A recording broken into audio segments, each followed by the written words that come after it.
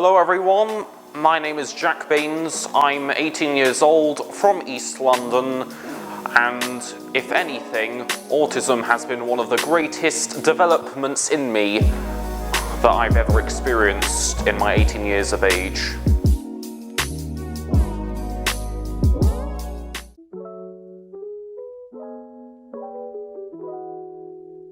One of the key differences was how students were more sarcastic, or, well, a certain number of them, prone to tease or at least make jokes, not in a cruel way, but in a way that simply they were just joking around and they were being themselves, really. That was difficult for me to understand.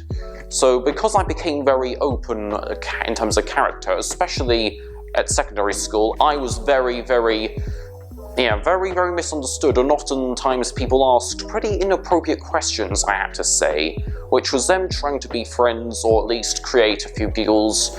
I think that was something that was in a way it was a pretty difficult experience, but other than that I was quite well respected actually, and many people, especially in primary, wanted me to be protected, I think, because of how I was a special needs person, and that they thought I could be a lot potential. But other than that, I think it was a very excellent experience. Nice to have a good academic focus, and that was another key problem.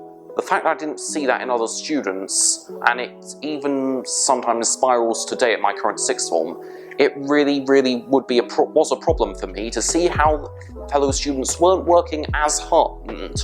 I mean, this happens often in most schools. These can be very typical things, or should I say, very typical events and scenarios, but they are oftentimes have been ridiculous in my opinion, and don't seem to make sense. It's as if people haven't been built on a system of love and a system of devotion to the topic. That is what I felt many students were missing, needed more morale. So that was, in a way it was difficult for me to understand, and obviously it was very difficult for the teachers to understand at the same time. Many pep talks around this, so that was one key experience I had. But other than that, I really loved my experience, meeting different people and being in a more diverse community, really, and celebrating that diversity, because the house I was in at Lister was named after none other than Martin Luther King himself.